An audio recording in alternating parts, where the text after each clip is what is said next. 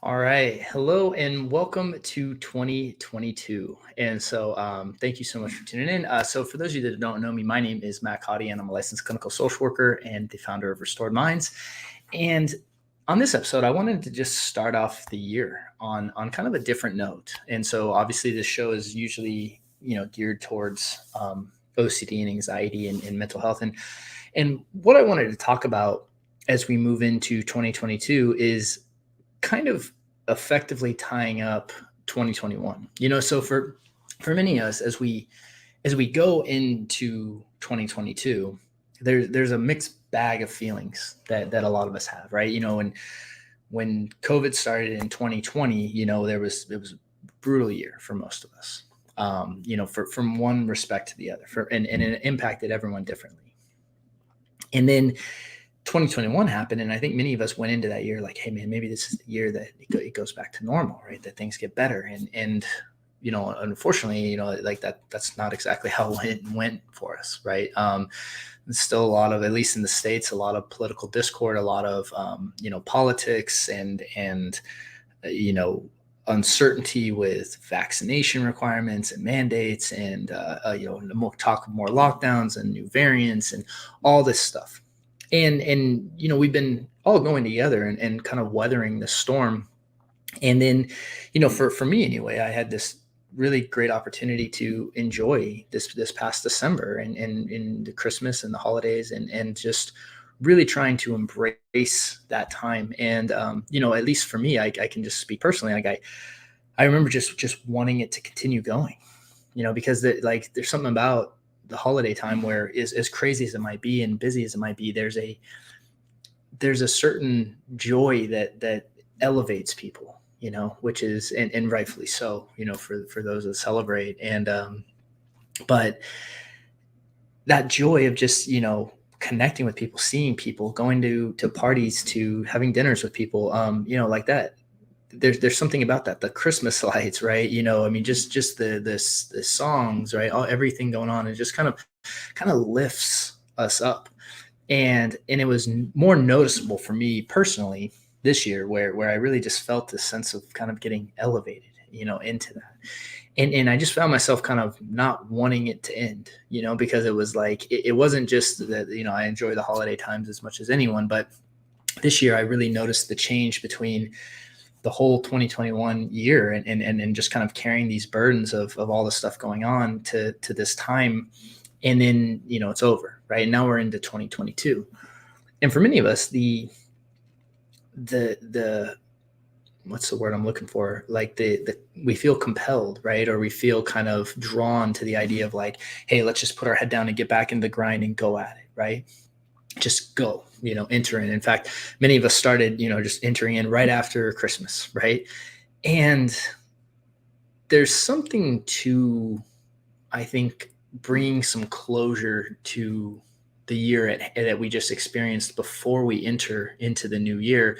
Because a lot of times what we do is we carry in stuff, and we don't even realize we're doing it. We might be carrying in grief of a trip we didn't get to go on, right? Or an event that got canceled, or just kind of frustrations at what's going on, right? And instead of acknowledging these, right, and putting them, and one of the ways I'm talking about doing that is just simply naming it, just calling it out to yourself, even journaling about it, writing it down, giving yourself that ability to say, hey, look, this really happened, you know and whatever that is for you in 2021, right? And my point is like, I'm very optimistic about this year, right? I always try to enter the new year with a full sense of optimism, but I did that last year, and last year didn't go exactly as I was hoping, right? And for a lot of reasons. And this year I'm going to enter into with still a sense of optimism and hope. And because there's so much beyond our control, that's one of the best things we can do, is just control our own inner states. But there's also a thing of not the compounding effect of carrying things into the year that we don't need to carry. And I think that it's so tempting for us to just say, okay, I just really hope it returns to normal, and just kind of get lost in the grind, just get lost in busyness. So much, I know that's a huge temptation for me. And I know that's a place that I hide too, right? Is busyness. right? And instead of that, what we can do today, to start the year is that we can say, hey, look, instead of just going into my usual temptations and distractions and busyness and just getting caught and just hoping that things can return to a sense of normalcy, whatever that means to you, I want to take time to kind of really process and close 2021 and say, hey, like, I'm so grateful these things happened, man. That, like, those are huge wins in my life. And you know what? I'm bummed that didn't happen. I'm that really sucks that didn't happen, right? Or whatever it is. Or, I'm really bummed that I didn't get to spend as much time with this person that I really wanted to. And what we can do is start to look at the year, and it doesn't need to be this dramatic experience. Get a sheet of paper out, draw on, right? They like wins and or like, or pros and cons, whatever you want to, just kind of points for the year. Write out the things that were amazing about the year and write out the things that weren't amazing, right? That were challenging, that you struggled with, and put a name to it and give yourself that permission to kind of grieve and heal from that before just carrying on into this year. And the reason that's so important is because when we don't have these, like, hey, this chapter is going to close and now I'm going to move into this one, and have that conscious time that we do that, we just we compound and carry it into the situation. And so if you're feeling like whatever you're feeling today, and again, it could be a variety of emotions, understand that, like, that comes from the compounding of carrying these burdens that we've been carrying, right? These past 2 years. This has been a tough 2 years. Okay. And it's important that we acknowledge that, right? And it really doesn't matter how it's been tough for you. It's been tough in one way or another, even if it's just simply not being able to, let's say, go to the gym that you want to go to, right? Or even if it's, I'm not seeing these people, that I usually see, and I have less connection, I have more isolation, I mean, whatever struggle it is, like, no matter what, most of us have been affected one way or the other. And I think the big temptation is just to ignore it, suppress it, don't talk about it, put your head down and just go back in the grind. And as we start this year, right, I think if we're talking about building better mental health as individuals, we're talking about becoming healthier, not mentally, emotionally, physically, spiritually, right? Well, that comes with healing. Right. And in order to heal, you have to name. And in order to heal, you have to feel, right? You got to be able to feel the feelings of loss and grief and sadness and actually allow those experiences to happen.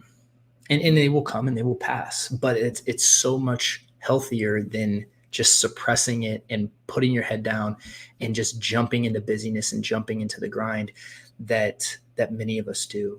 And the reason I wanted to start this episode off, and so this year off with this episode, is because, I'm looking at kind of some goals and exciting things that I have coming up for this year. One of which is I'm going to be trying to do 2 episodes a week now. And so I've been talking with my team, and I really want to get more episodes out, and it's exciting. And, we have some other new exciting stuff coming up that I'm sure I'll announce later with our book and just some other great things we have coming. But I wanted to just jump right in. And what I did is I really took this last week before I came back, and I said, hey, look, like, instead of just jumping in, what I'm going to do is really take some time to reflect with gratitude and of the things that went great last year, and also name the things that maybe didn't go the way I wanted them, and really take some time to process and kind of heal from those things that happened. And it's not a matter of being overly dramatic, but it's about acknowledging things. It's about just acknowledging, because I feel like people sometimes have this idea that as soon as you name something, it sounds like you're complaining or whining about stuff. And then, no, that's not it. It's like, it's acknowledging it to yourself that this was a real experience. I really feel this, and I really need to let this go. And the way that we do that is by naming it and processing it and kind of, just at least allowing the experience to happen. And so with that said, we are going to be, diving into goals, and it's great to have our goals and resolutions for this year. And I really hope you guys reach everything that you want to. And I hope this is an amazing year for everyone. And I really, really hope that. But in order for that to happen, I think there has to be a sense of closure and then a reopening of a new year to start and to kind of say, hey, look, like really, really lay out your plans and goals without the burden of last year. And so really closing that chapter and kind of starting this one anew.